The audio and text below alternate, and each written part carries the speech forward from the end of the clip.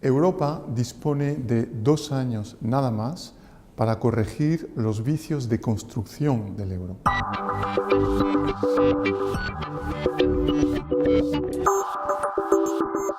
La zona euro se está recuperando económicamente, está creciendo en torno al 1,7%, un crecimiento moderado pero positivo, y además se está extendiendo la recuperación a países en crisis, como por ejemplo Grecia o Portugal. Pero la zona euro es una decepción, en cierto modo, con respecto a las anticipaciones, a las expectativas.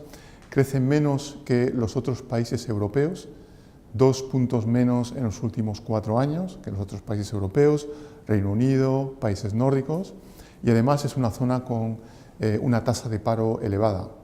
Europa, la zona euro, sufre de un vicio de construcción desde el inicio de la moneda única.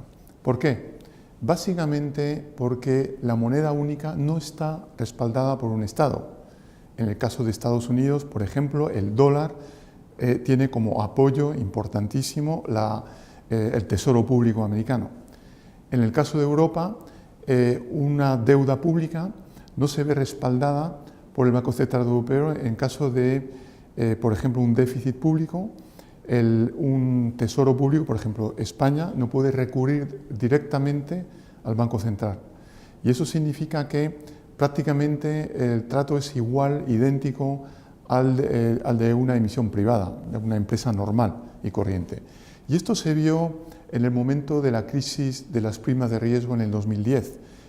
Esas primas de riesgo aumentaron básicamente porque los inversores se dieron cuenta que la deuda pública no tenía un respaldo por parte del Banco Central.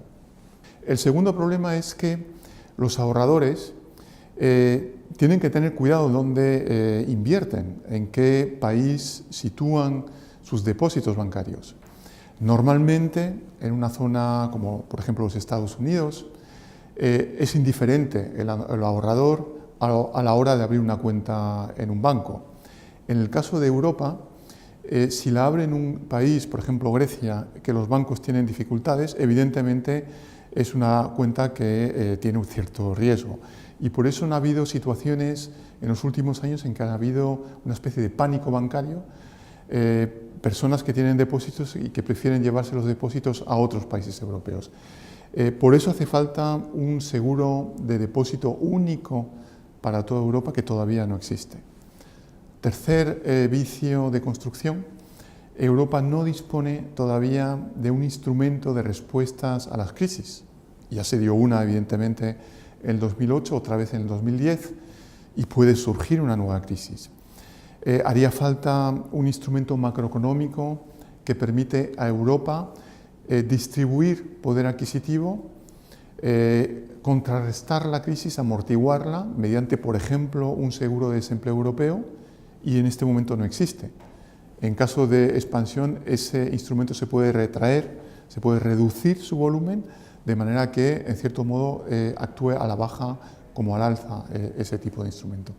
Europa no dispone de ese instrumento, existe un mecanismo que se llama Mecanismo Europeo de Estabilidad, pero este mecanismo es a todas luces insuficiente para hacer frente a nuevas crisis. Estos vicios de construcción se han ocultado gracias a la acción del Banco Central Europeo, con medidas excepcionales, medidas de estímulos monetarios, compra de deuda pública en los mercados de deuda, también un seguro, una especie de seguro de depósitos que no lo es, pero que actúa como tal, pero que no está institucionalizado, y también mediante esas medidas de compra de deuda, un estímulo a la economía.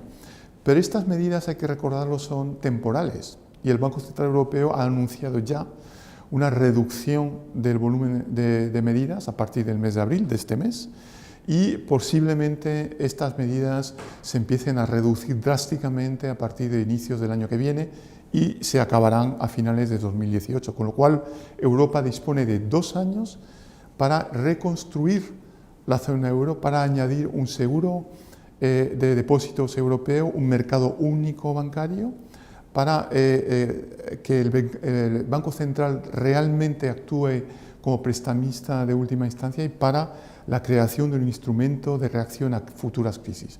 Tenemos 2 años para reaccionar.